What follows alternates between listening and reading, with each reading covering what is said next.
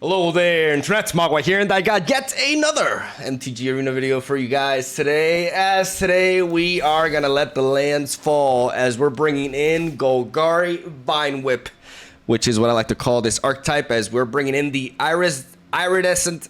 I have trouble pronouncing this word. Okay, iridescent Vinelasher, who is initially a 1-mana 1/2 lizard assassin with Landfall. Whenever a land you control enters, this creature deals 1 damage to target opponent.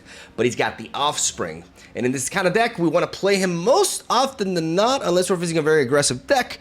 We want to play the Iridescent Vinelasher on the Offspring, so we can spawn 2 of them. So the Landfall will be proccing twice. When I initially saw this card on the reveal, I thought it was a really funny card. I was very compelled by it too, because Landfall as a mechanic is actually very limited in Standard. There's not that many sources of it, and a lot of speculation has been, people have been talking about, what is Nissa and Aftermath Analyst, like what's the deck gonna look like after rotation, right? Because the Capina lands were rotated out, and that was a big hit to the already established Landfall archetype with Nissa. But now with the incorporation of the Iridescent Vinelasher, people have gotten cooking, and there's several ways to approach this. But I wanted to go, for my first attempt at this sort of strategy, I wanted to jump into it with like a Golgari fashion, just bringing in a 2-color strategy, which makes the deck inherently way more consistent. And I really think that Golgari has the tools to really have this sort of archetype shine. This deck has performed extremely well for me, actually. Got me climbing through Diamond really, really swiftly. And overall, I think there may be, modifications to be made, to perhaps enhance the matchup against more aggressive decks, amongst other things.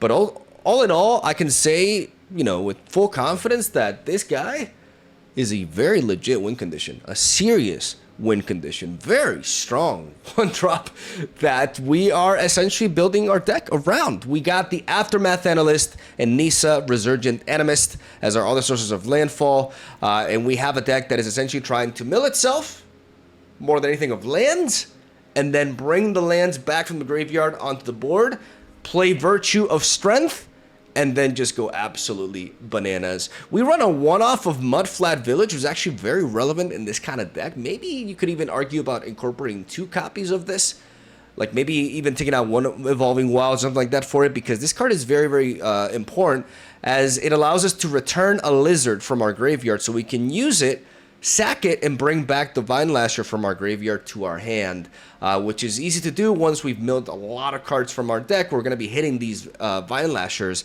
and we can use this land specifically that sends itself to the graveyard, so we can then bring it back again with either Analyst or the new card Limra, Bellow of the Woods. And we just get to work, man. We go to town. We got removal from black here, Bitter Triumph, Go for the Throat, Shieldred's Edict, and then a couple of copies of Deadly Cover-Up. We have, a nice one-off tech that I wanted to try out, an Urg Spawn of Turg, a 3-mana Golgari Frog Beast that allows us to sack our lands to gain life. And with a Virtue of Strength setup, we can easily just sack all of our lands, generate the mana, gain all the life, and then bring them back onto the board with Aftermath Analyst or Lumra, and just win with a Vinelasher, right? It's a really cool archetype, man. Like, I really like landfall decks, and this is going to be the first of many that I'm going to be, experimenting with. Like I said, this is my first attempt at it, but I had really good success with this right off the bat, but I'm not implying that this is like the best version of this sort of archetype, but it definitely got me familiar with what, makes this kind of like strategy good and what doesn't, what's extremely useful, what's dispensable. I've put in quite a few games with this, and I've gotten an idea, and I just find it very compelling as a strategy. It's just really, really dope. You're recycling your lands, and it just feels extremely satisfying to pull just a bazillion lands from your graveyard and just spawn them all onto the field and just getting to do absolutely nutty things. Because it's not just about our creatures dealing the damage, it's also about the land themselves. We have Restless Cottage as a 4 set here, which allows us to push damage and also potentially heal ourselves while interacting with the opposing graveyard. All in all, this is the best man land, as they call them, out of all the different color combinations. It's just the most efficient one. It deals really good damage, it gives you a food token, and it allows you to disrupt the opponent's graveyard, and it's doing a lot It's doing a lot more than the other lands, honestly, and that's why it's the prime mana land right there, which we can cast for 1 less mana if we have Blossoming Tortoise on the board. Another source of mill. Spelunking, very important when we're taking Evolving Wilds, Restless Cottage, and Underground Mortuary into account. Being able to play these lands untapped and being able to bring back lands from our graveyard into the board untapped is extremely important, which is why we're playing this as a 3-of here. Though, you know, it could be nice for us to run some caves to potentially synergize with that, but I haven't felt the need to personally. Virtuous Transit is a fantastic card because not only is it incredibly powerful as an enchantment for 7 mana once you get it down, but the Eventual Sorcery is extremely useful as well. Extremely useful, allowing us to bring back the Vinelasher, allowing us to bring back an Analyst. I can't pronounce names. An Analyst. Amongst other things, for just 1 mana, man. Like, it's actually a very solid sorcery incorporated onto this, and I really like it. So we have a couple of cards of Deadly Cover to be able to deal with, you know, very developed board states that are a little bit too strong for us. We just wipe them clean, and that, ladies and gentlemen, is the deck list right there. This was, you know, my decks are getting, like I said, I'm getting faster and faster. To be fair, this deck is like, it's complex to pilot, but the strategy itself is very straightforward. You know, mill lands, bring lands back, trigger landfall, burn the opponent. Like, that's what we do. And I think, you know, it's a quite easy strategy to explain, weirdly enough. But yeah, I'm going to stop rambling because now I'm just talking, going on a tangent, and we're going to get this over 7 minutes for no reason. Thank you guys for watching. Stay tuned for daily Magic the Gathering content. Hope you enjoyed today's games. Hope you're excited for tomorrow's video. You know, I want to tease a little bit. It's a very spicy concept that I think you guys are going to like. It's wacky as hell. It's just, when I'm going to open the deck, really, you're going to be like, what the fuck is this? But then it'll make sense, and I'm excited to share that tomorrow. So yeah, love you. Have a solid day. Thank you for watching. Stay tuned for daily content. Hope you enjoy the games. I'll see you guys tomorrow. All right, here we go. Let's make the lands fall. That didn't sound too bad, right? I'm getting better. I never know what to say, like, at the very beginning of the video. So I always just come up with, like, the most cheesy line ever. Oh, I've been doing this for far too many years. All right. Plaggy. We got a hand, ladies and gentlemen. We've got a hand. I could lead off with the Evolving Wilds, but I'm actually going to lead off with the Underground Mortuary. Keep the Evolving Wilds for later. I'm going to mill that land, because having more lands in the graveyard is good news for both of these cards right here. Okay.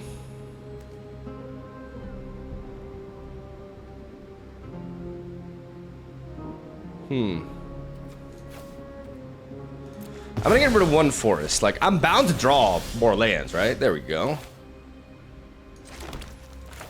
Alright, come at me with that cut down you always have. Okay, double Spelunking hit. Got another forest there as well. No immediate removal for this. Spoke too soon. Yeah, this is kind of like, I regret doing this. Because I wanted to play the Iridescent Vinelasher on 3. But to be honest, I'm just going to return you. And I'm going to keep this Vinelasher in hand.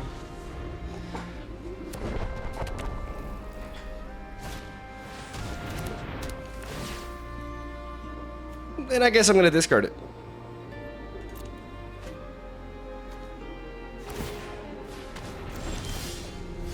Here we go. Fabled Passage. We sack it. We are going to search for a forest right now. And we're going to go with a Blossoming Tortoise. We're going to mill 3 cards. And then we're going to bring back a land. And it's going to be that Restless Cottage right there.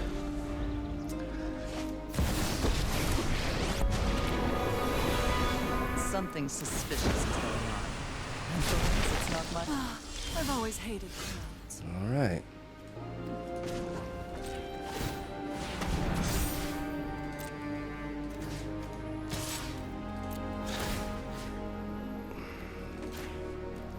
I'm gonna go with Ores's Cottage and prevent them from being able to recycle that spell in the graveyard and get rid of Liliana. I'm not interested in dying today. Now I'm gonna play the Evolving Wilds because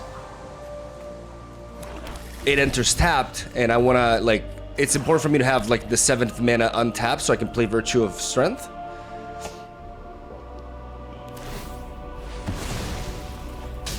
Demolition Field, we got more than enough basic lands.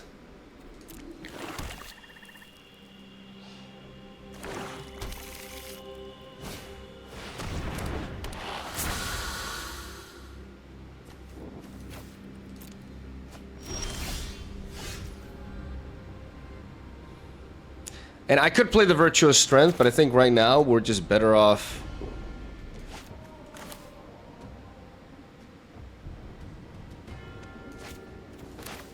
getting these lands on board, right? How many lands we got here? Got quite a few.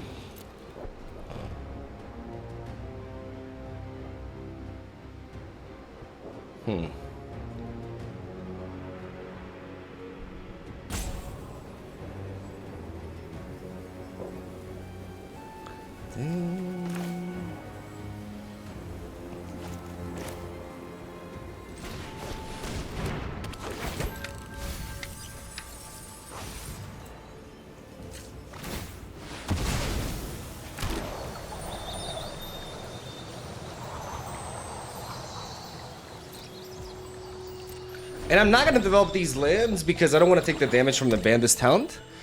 But I'm going to bring all these back. Every last one of them! Okay, Karvik comes down. And in comes Lumra.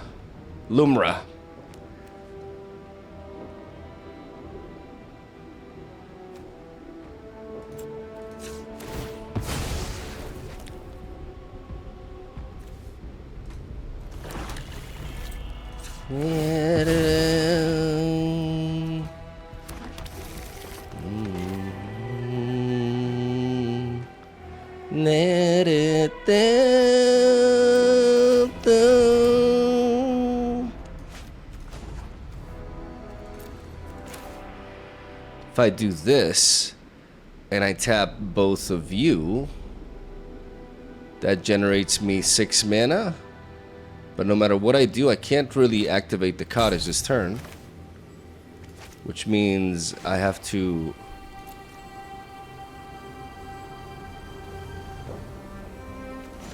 tap you as well. Oh no, oh my goodness, I mistook the, what the hell?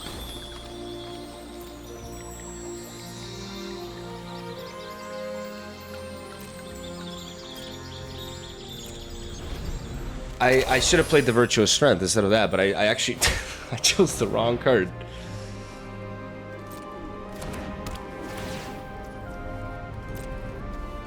Okay, so they do manage to get rid of one of our cards and start pushing some damage, but we have Lumra, Bellow of the Woods with a 16-16 stat line. There they go again. Is there like no, there's nothing that they can, they're actually lacking the mana for it.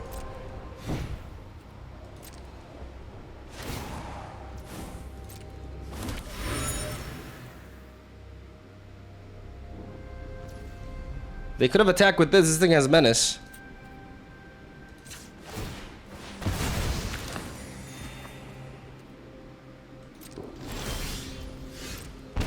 But we're gonna make use of this now. We're not gonna screw it up again. I'm gonna bop these two. Cause it's about time that we really thin the deck out. We no longer have any more of those. Let me actually, because the auto tapper is really against me tapping like the basic lands for some reason. All right, now we get to do this.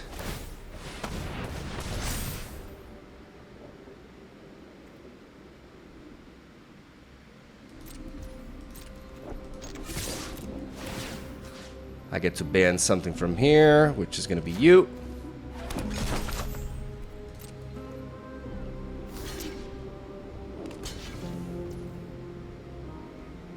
We connect with that into that.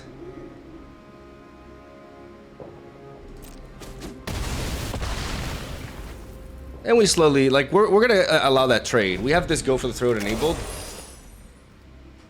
The moment they're threatening with a crime, we're going to be killing the Karvik.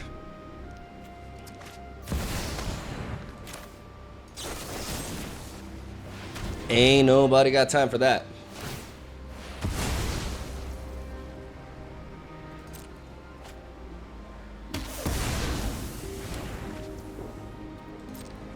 That way they don't get their clue either. We keep making use of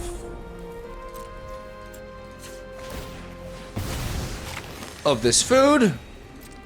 And now we just gotta beat them down. Just gotta quite simply beat them down. Force them to trade every time.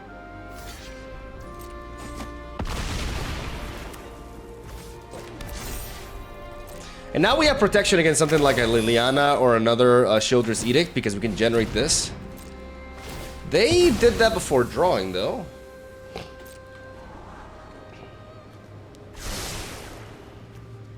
And we have lethal alongside with this. Oh, you're dead. Okay. You realize you're dead, right? Yep. Oh, T-E-K.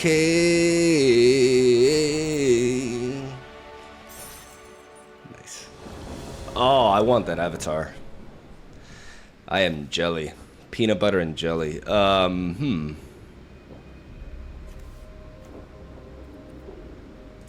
gonna keep this just because we do have Shieldred's Edict and we're going first. Because of our high land density, we're not gonna have problems like curving into Blossoming Tortoise, but there is a bit of a concern with these kind of lands that we got going on here without any sort of spelunking or anything.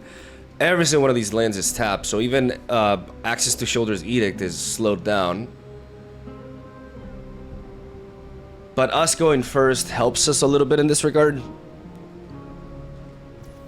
Especially if we face a deck with a more aggressive nature. I want to lead off with the Restless Cottage because the Evolving Wilds will thin my deck. I had to jinx it, didn't I?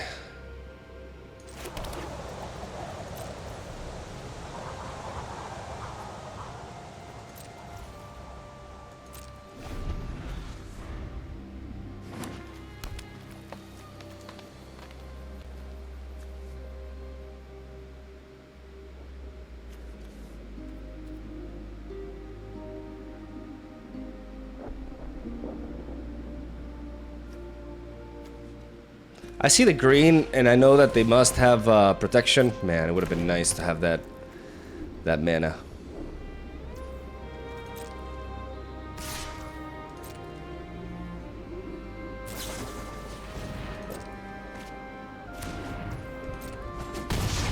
Okay, so they just used that to I'm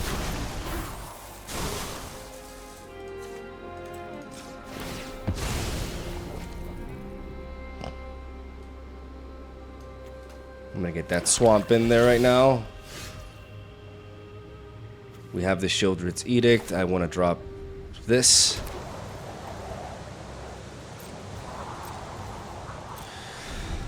And I want to wait for them to develop more. The good thing about Shieldred's Edict is because they have green, they could have access to cards like instants that give hexproof. And I gotta lower the volume a little bit down for me because I can barely hear myself talking. So they can have protection spells like Tamayo's Wish, for example, or I'm not exactly sure of the names, but like 1 mana green spells that give hexproof, indestructible. The good thing is Shieldred's Edict doesn't really care about that because they still have to sacrifice a creature. So I want to see if they commit more. And the plan is to curve out into Blossoming Tortoise to ramp a little bit. Also continue to fill up our graveyard with stuff. We have the end game here. We have like all the power. I mean, we're missing the lizard, right? But Once we get that Virtue of Strength in, things will be ridiculous. Okay, so they are junned, actually.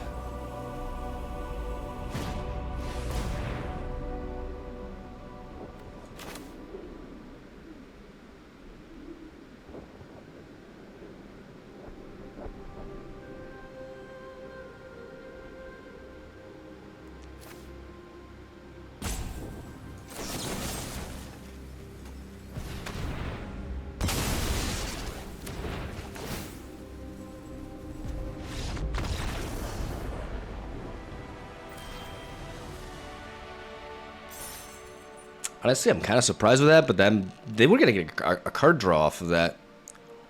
But I guess they couldn't handle losing their 1-drop. Bit of a weird concede, but, you know, whatever. Shirts. Our opponent wears shirts. You heard it here first. This is a...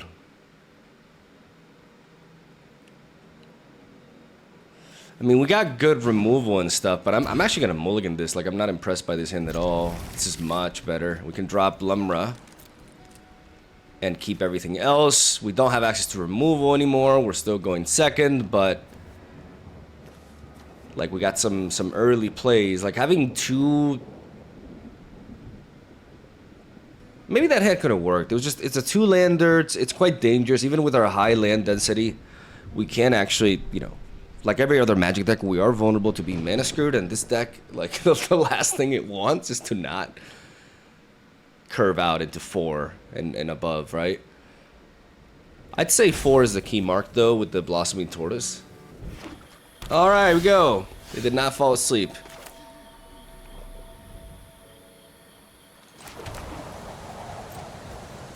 I'm gonna drop the Evolving Wilds.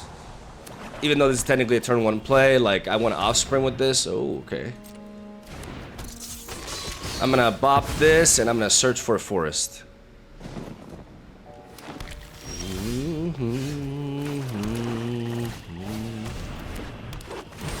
We play the Aftermath Analyst. We mill 3 cards.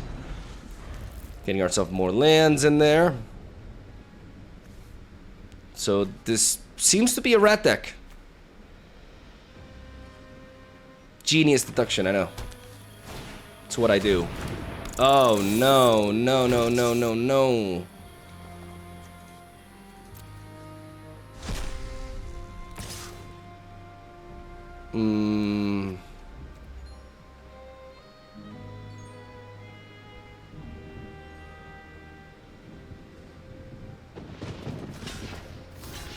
I'm actually gonna block into this.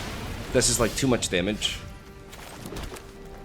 And now we have the Aftermath Analyst and you. How do I feel about spelunking? I think we have to. We do not find, though. Uh-oh.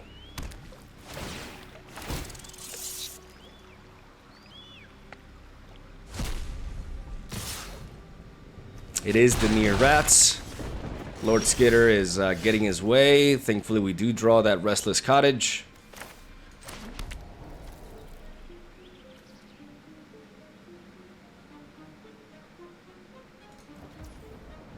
Always get a bit confused how that goes. It's a bit unintuitive. Blossoming Tortoise.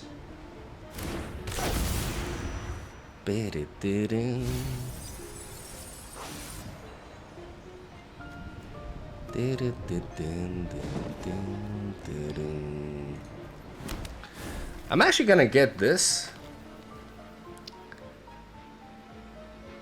because I only have so many interesting play there. They sacked the Mudflat Village, making them lose a land in the process.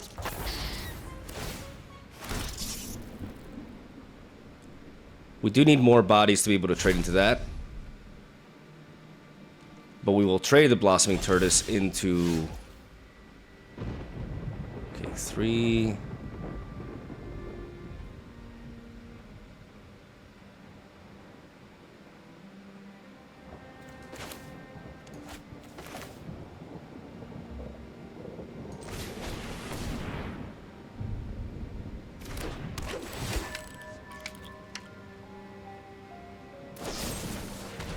They go for the cut down, that's fine.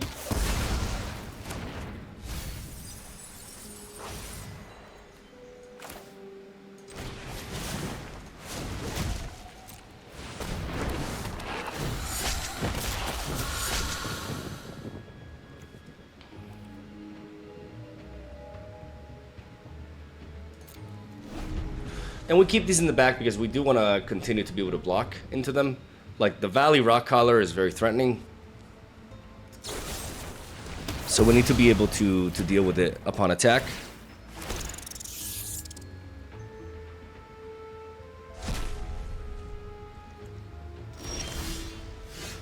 Okay.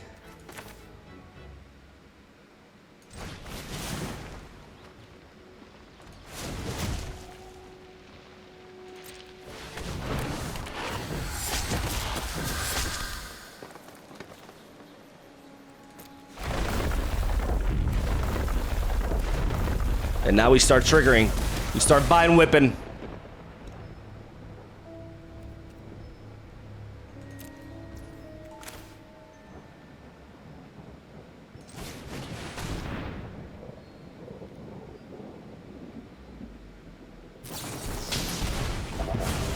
Spelunking, okay.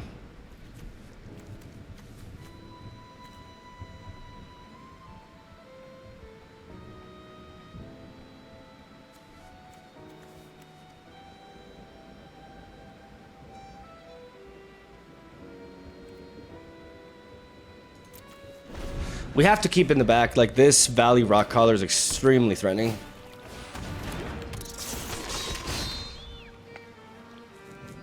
So we have to keep, like, I want to attack with this Blossoming Tortoise really bad, but...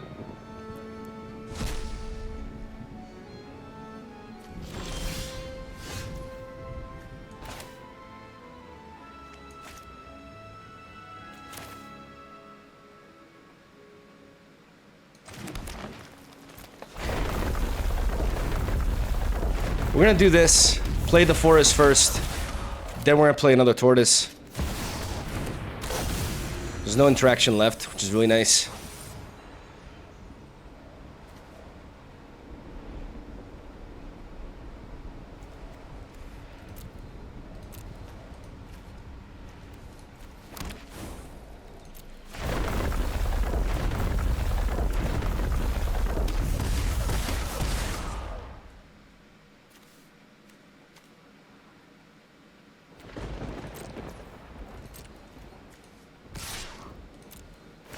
And now I'm gonna attack. Beautiful.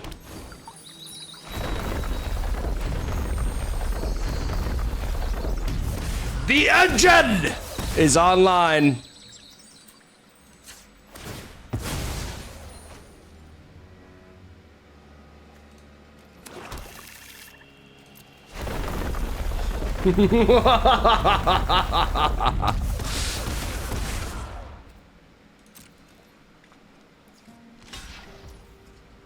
And now we have enough mana.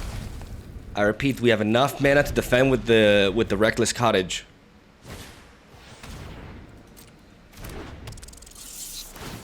They can mill themselves. That allows them to bring this back potentially. Now they're attacking our lands. A bit late for that, son. Okay, they have met the threshold though, but they need to play 3 mana to get that back. This Valley Rock Collar is going to be pretty insane.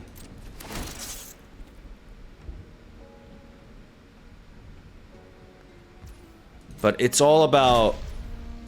it's quite simply all about, like, just being able to block. Like, just surviving this exchange, like, we're doing the bare minimum. If you attack only with that, which is going to be a massive swing, right?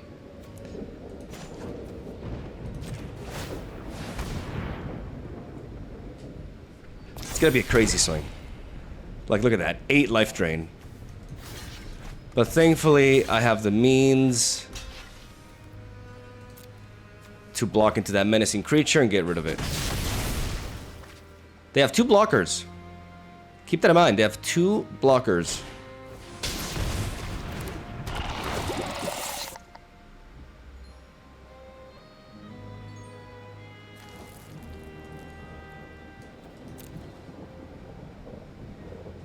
They have 3 blockers now.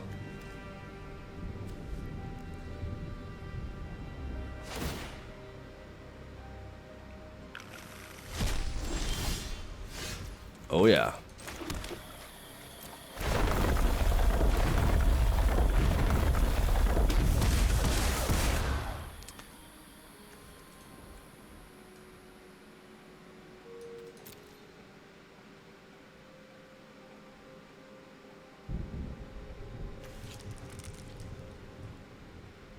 Barely have any lands left in there. They've been really attacking the lands there. How many? We have 4, 6, 7, 8, 9, 10. Each of these is 4, so I can cast you.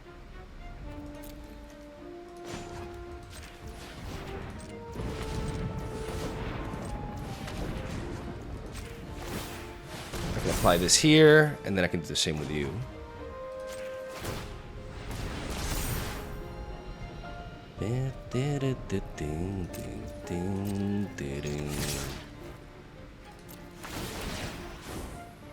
We attack you.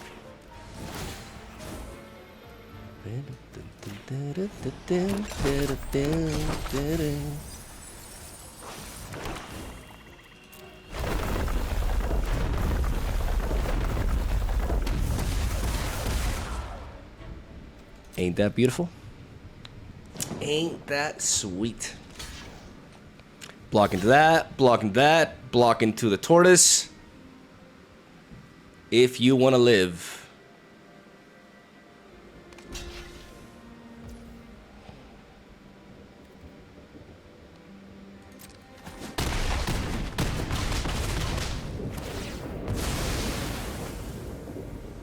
Gonna clear one of my guys. And we got the food. We're open to this rat attack, but we have the food, thankfully. And getting rid of this guy is absolutely, otherwise we're super dead. If we don't exile this thing, we're omega dead. There we go! Well fought with a level up. Nice. That was a fun match. That was very tight though. Like the Lord Skitter just remained unanswered the entire match. We just drew no removal for it. And it took them a bit to start realizing that they should stop discard. Like, they spent way too much, like, targeting our creatures when they should have been targeting our lands from the get-go with the Lord Skitter.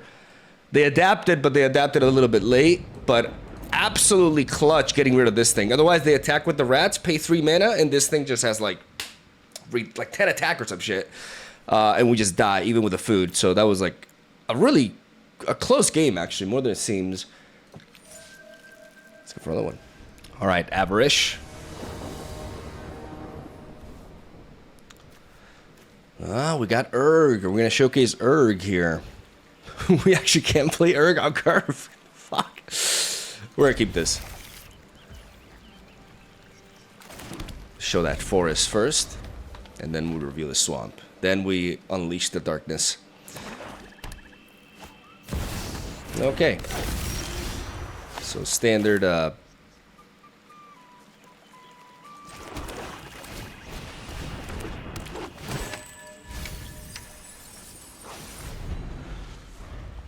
gonna play Aftermath Analyst.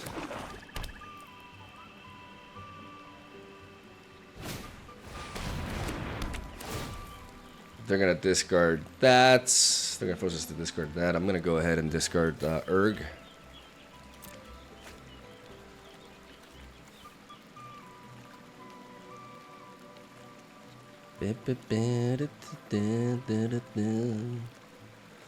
If they attack with Tiny Bones, I will trade into it.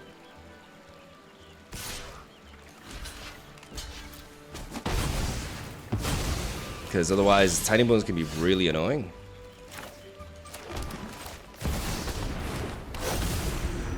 And I'm gonna play Nisa.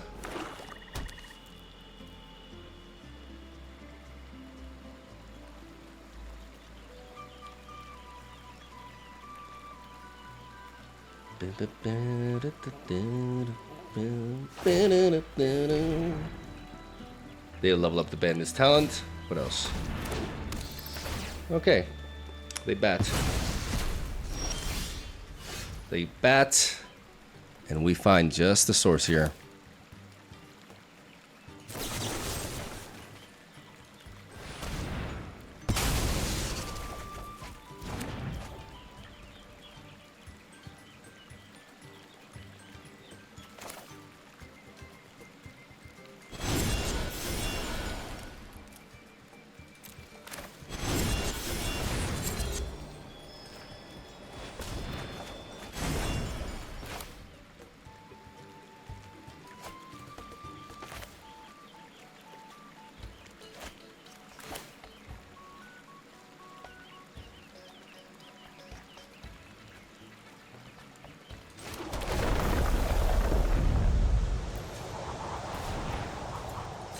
I'm gonna use Nisa's Landfall ability, and I'm gonna be able to cast this Aftermath Analyst with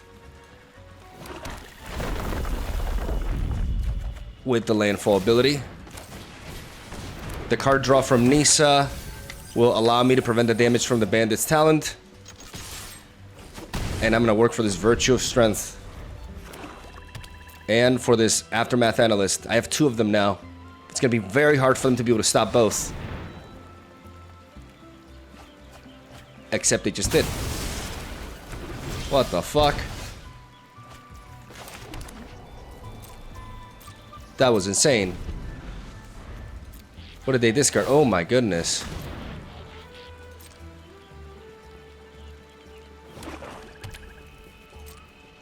That was crazy. Like that was the perfect answer. Oh my god. Oh my god, that's insane. That's insanity.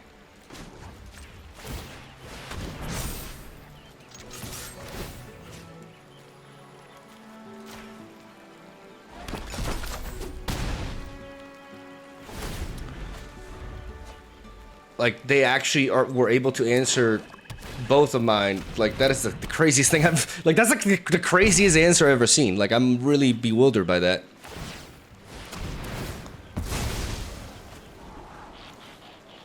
Like, that random-ass spell was back-breaking. Absolutely back-breaking.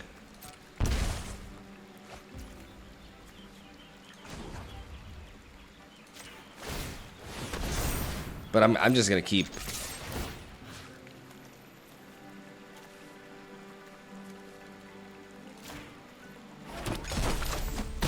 I'm just gonna keep pushing here.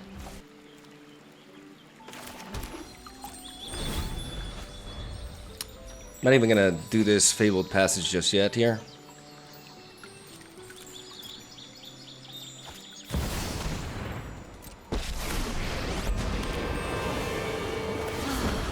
Nobody knows Dominaria's shadows like Okay. you won't be outsmarting me.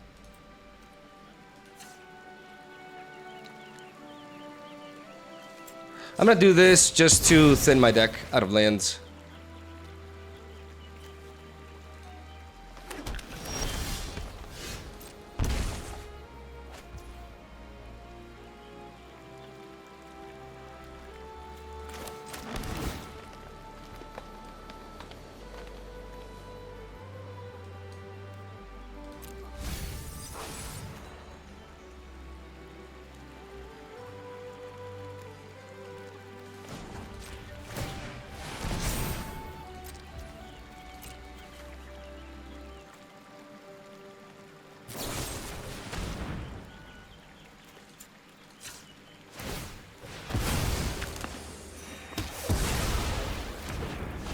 Well, that's highly problematic.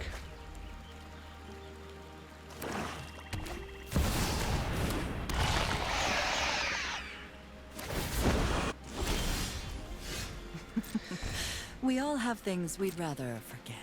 Damn. That's kind of game, right?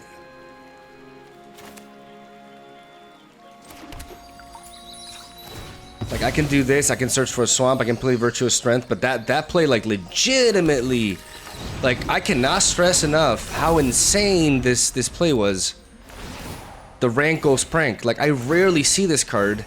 It's probably a one-off in their deck, and it did so much. It was incredible. It was legitimately incredible. And now, unless I have like a crazy ass top deck, like we're just Omega dead.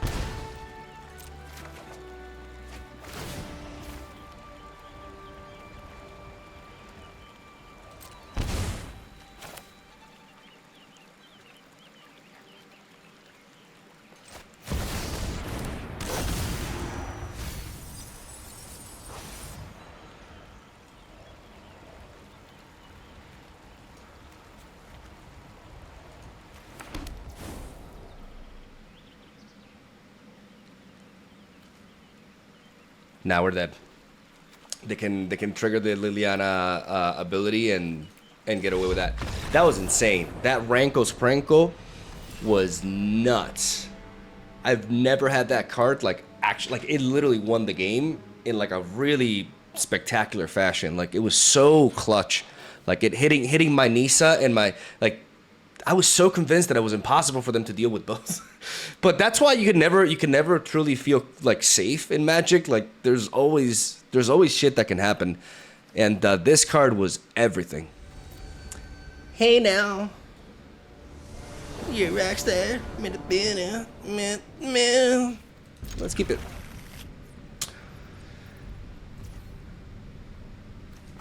I think I can lead off with one Vine Slasher here. Vinelasher, since I have another one in hand. I didn't want to keep these for later, but I think I can play one a little bit recklessly here. Develop this underground mortuary now. Do a little bit of surveilling. Yeah, let's keep that guy there. This other one we're not going to play, though. We want to offspring it.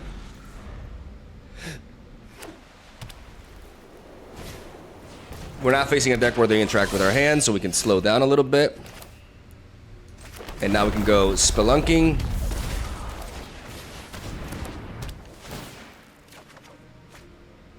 Drop that mortuary there. Always select like the actual option. It's unintuitive as hell, but it's how it is. Fabled Passage to the graveyard. That gives us targets for you.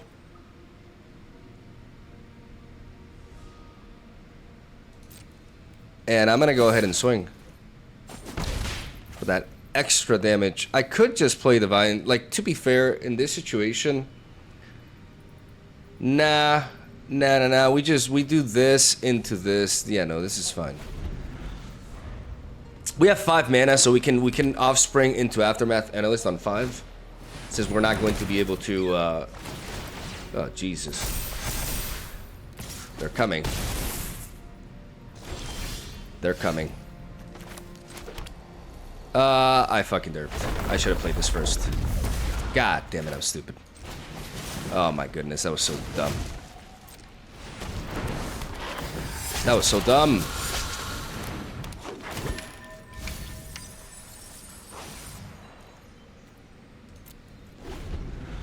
I don't know if I should have played the Aftermath Analyst here either. Like, I think I should have just kept the 2 mana open. We're fortunate to be facing a matchup where, you know. Okay, so we have to block into you, and we have to take the hit from everything else because we're trying to end this.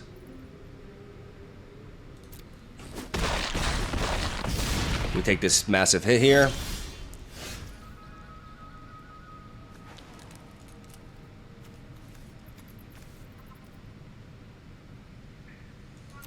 Okay, let me think for a moment.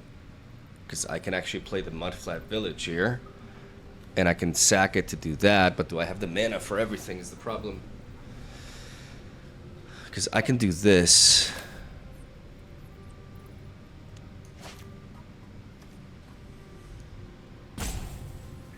One, two, three, four, five, six. This is like 3 mana, so I can't do that and that, no.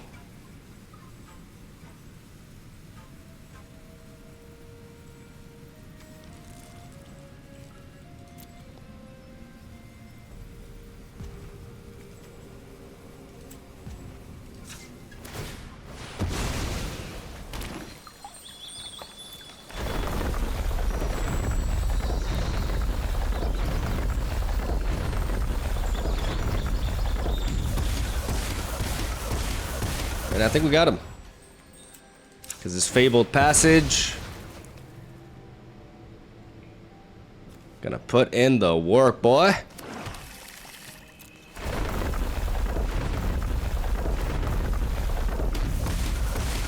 Three down.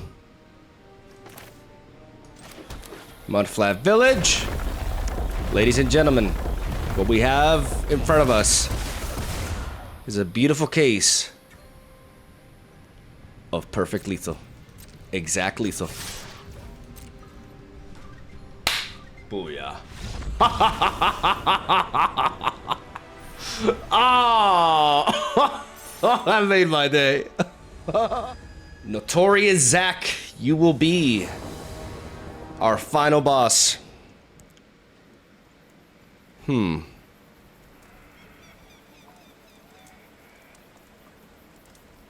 is crazy, but I'm gonna keep this. It's just a 2-lander, but we have such high land density. You guys can see 49% chance to draw into a land. So I'm gonna lead off with the Evolving Wilds, and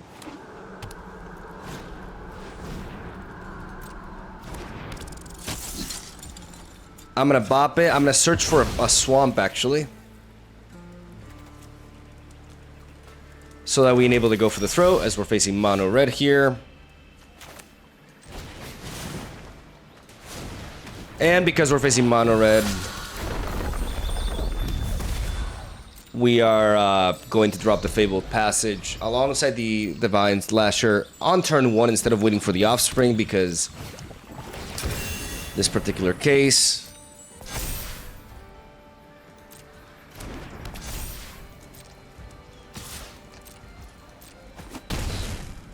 we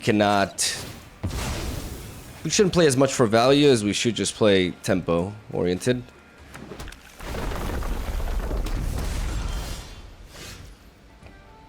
I mean, as I said, our chances of like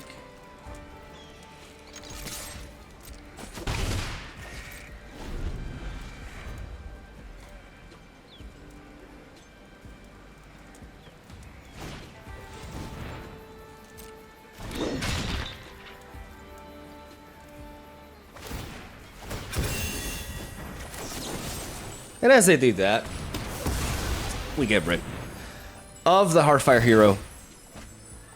Not a hero no more. We are really struggling with...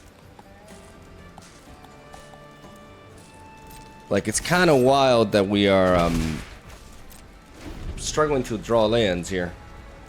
Like, we have a 52% chance to draw. Like, we're screwing with a deck that's just inherently designed not to screw.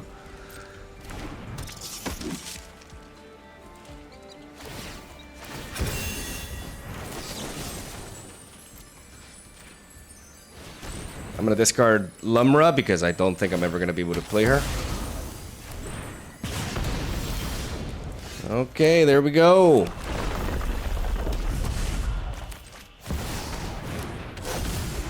I'm still playing, like, I'm still attacking with the Vinelasher. Like, I can't, like... I feel like I'm also on the clock here. The Callous Sellsword. Alright.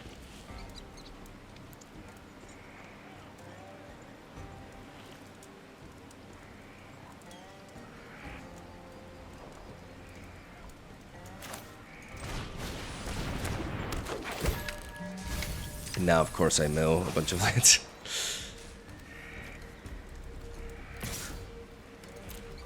I'm gonna attack with Nissa. I want to keep dealing damage to them. Because right now, we're both in a tight situation with lands. Like, we both, but the difference is, I have way more lands than this guy.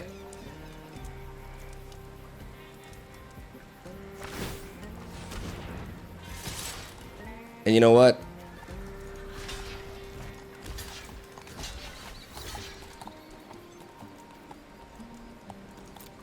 I'm blocking like this. They can only kill one.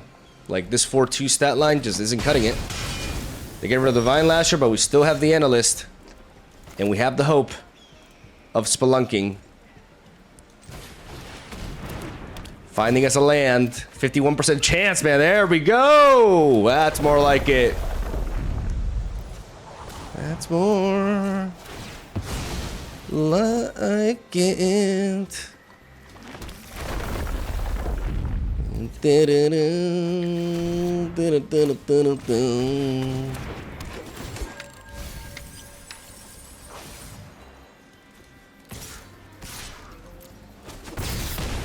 Again, applying pressure.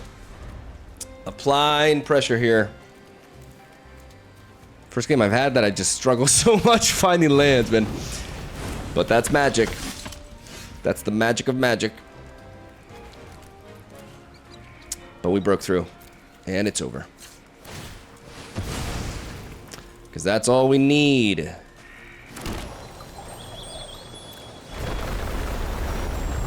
That is all we need. Boom. Boom. Boom. Boom. Boom. Boom. Boom. I'm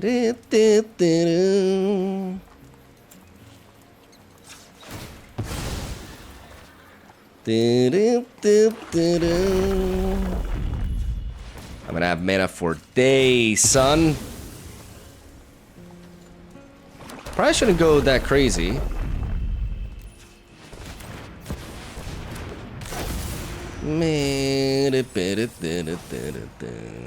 How about the volume? Oh, there we go. There we go. See, that's what we should have done. That's what we should have done. Because now we do this. Now we sack you.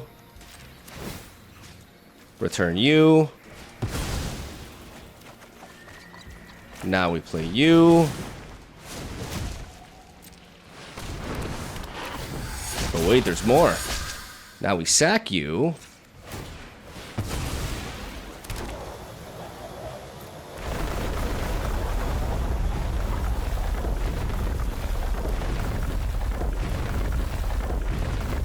And I was planning on returning another one, but they're too low.